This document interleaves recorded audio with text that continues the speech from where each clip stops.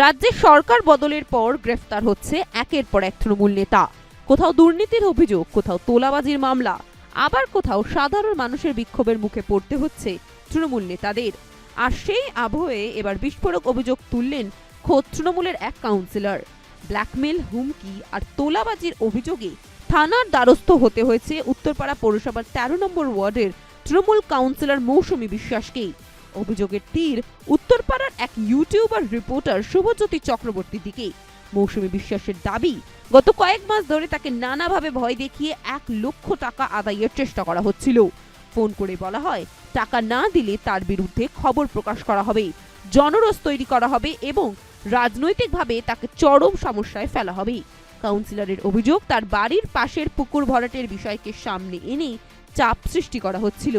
এমনকি বর্তমান রাজনৈতিক পরিস্থিতির কথা তুলে তাকে বলা হয়, চারদিকে যেমন ডিম ছোড়া, কাদা ছোড়া বিক্ষোভ হচ্ছে, তার সঙ্গেও তেমন কিছু ঘটতে পারে। ১ লক্ষ টাকা দিলেই সব ম্যানেজ করে দেওয়া হবে। মৌসুমী বিশ্বাস দাবি করেন, তিনি ৩ বারের নির্বাচিত কাউন্সিলর। তার পরিবার সমাজে প্রতিষ্ঠিত, জীবনে কোনো অসৎ পথে চলেননি তিনি। তবুও তাকে রাতের পর রাত হোয়াটসঅ্যাপ কল করে হুমকি দেওয়া হয়েছে। কিছু কল রেকর্ড করে তিনি পুলিশের হাতে তুলে দিয়েছেন। তিনি আরো অভিযোগ করে বলেন, বিষয়টি নিয়ে দলের নেতাদের, এমনকি পৌরসভার চেয়ারম্যানকেও জানিয়েছিলেন তিনি, কিন্তু কোনো সাহায্য তিনি পাননি। এ প্রসঙ্গে বিজেপি নেতা প্রদীপ রায় বলেন, তৃণমূলের অন্দরমহলের সংকটের প্রতিচ্ছবি এটা। বর্তমানে এমন পরিস্থিতি তৈরি হয়েছে যে খোদ তৃণমূলের কাউন্সিলরকেই ব্ল্যাকমেলের অভিযোগ নিয়ে থানায় যেতে হচ্ছে। এটাই প্রমাণ করছে তৃণমূলের সংগঠন ও নেতৃত্বের ওপর আস্থা ক্রমশ ভেঙে পড়ছে। কাউকে কেন গ্রেফতার করতে যাবে? যদি কেউ কোনো দুর্নীতি করে থাকে বা করছে এখনো, তাকে নিশ্চয়ই প্রশাসন ধরবে আর জনগণ তার ব্যবস্থা করবে। এখন দেখুন, এখন আইনের শাসন চলছে। আর যদি এরকম দুর্নীতি হয়েছে আর মিউনিসিপ্যালিটির ভিতরে হয়েছে, তারপরে শুনলাম নাকি কোনো ফুটেজ নেই। ফুটেজ কেন নেই? মিউনিসিপ্যালিটির ভিতরে ক্যামেরা খারাপ, নিশ্চয়ই সবাই মিলে মিশে এটা একজনকে ব্ল্যাকমেল করছে, ভাই তুমি খেয়েছো আমাকেও খেতে দাও, সেই জন্য হয়তো ভাগ বাটোয়ারা নিয়ে কোনো ঝামেলা হয়েছে। কুণাল ঘোষ নিজেই তো একটা সাংবাদিক, সবার আগে তো ওরই যাচাই হওয়া উচিত। আর দেখুন, সাংবাদিকও তো মানুষ, নেতারাও মানুষ, পুলিশও মানুষ, সিএরাও মানুষ, সিএসরাও মানুষ। আমি তো বলছি, নিশ্চয়ই যে এই যে পুরনো যে সরকার 15 বছরে যারা লুটপাট চালিয়েছে, তার মধ্যে যদি আজকে মিউনিসিপ্যালিটিতে দুর্নীতি ধরা পড়ছে কাউন্সিলররা বিরুদ্ধে, কিন্তু তাদেরকে তো নিশ্চয়ই ওখানকার যে প্রশাসনিক অধিকারীরা আছে তারাও সাপোর্ট করেছে, এদেরকে খাতাপত্র ঠিক করার জন্য এদের সিএরা এদেরকে সাহায্য করেছে। নিশ্চয়ই উনি যেটা বলেছেন, ওনার মতন সাংবাদিকরাও ওনার যে দিদিকে সাপোর্ট করে এইসব দুর্নীতি করিয়েছে, একদম ঠিক বলেছে। সাংবাদিক হোক, নেতা হোক, হোক, পুলিশ হোক, যেই হোক, যদি দুর্নীতির সাথে যুক্ত আছে তার নিশ্চয়ই ব্যবস্থা হোক। রাজ্যে প্রথম আপনি কেন বলছেন, কুণাল ঘোষও তো অ্যারেস্ট হয়েছিল, সেটাও তো একটা সাংবাদিক।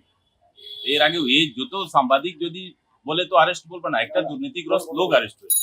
সাংবাদিক দেখুন, সাংবাদিকরা হচ্ছে একটা আমাদের সমাজের একটা পিলার। তাদের নামে যদি কেউ বদনাম করে, সাংবাদিকদের উচিত তার বিরুদ্ধে একটা ব্যবস্থা নেওয়া উচিত, প্রশাসন পরে ব্যবস্থা নেবে। তাকে সাংবাদিকের নামে ওরা একটা ধাপ্পা আছে, সংবাদ মাধ্যম যে আছে সে তার ভরসায় মানুষের, জনগণের, সাধারণ মানুষের অনেক কাজ হয়ে যায়। ভালো খারাপ তো নিজের কর্মের উপর হয়। যদি ওনার কর্ম খারাপ থাকে, যারই সুখ্যাতি করেন না কেন, যদি উনি দুর্নীতি করে থাকে, নিশ্চয়ই ওনার বিরুদ্ধে ব্যবস্থা হবে। চাইছি একটা সুস্থ সমাজ গড়ে উঠুক। এই যে দুর্নীতিগ্রস্ত লোকরা আছে, যে দলেই হোক, আমি দল বলবো না, এরকম কি কংগ্রেসেও দুর্নীতিগ্রস্ত লোক আছে, সিপিএমেও আছে, সব জায়গায় আছে, টিএমসিতেও আছে। তো এদের যারা দুর্নীতিগ্রস্ত লোক আছে তাদের বিরুদ্ধে নিশ্চয়ই ব্যবস্থা হবে। আমার নাম পঙ্কজ রায়, ভারতীয় জনতা পার্টি জেলা কংগ্রেস। এদিকে পুলিশ সূত্রে খবর, নির্দিষ্ট অভিযোগের ভিত্তিতে 2 জনকে গ্রেফতার করা হয়েছে এবং আরও একজনের খোঁজে তল্লাশি চলছে। একদিকে তৃণমূল নেতাদের বিরুদ্ধে ধারাবাহিক আইনি অভিযান, অন্যদিকে জনরোষ ও দলীয় অস্বস্তি। এই পরিস্থিতির মধ্যেই উত্তরপাড়ার এই ঘটনা নতুন করে রাজনৈতিক চর্চার কেন্দ্রে উঠে এসেছে। তদন্ত এগোলে এই ব্ল্যাকমেল চক্রের পেছনে আর কারা রয়েছে সেটাই এখন দেখার। তবে এই ঘটনা যে তৃণমূলের অন্দরমহলের অস্বস্তিকে আরো বাড়িয়ে দিল তা বলাই যায়। দেখতে থাকুন সুদর্শন বাংলা। জয় হিন্দ।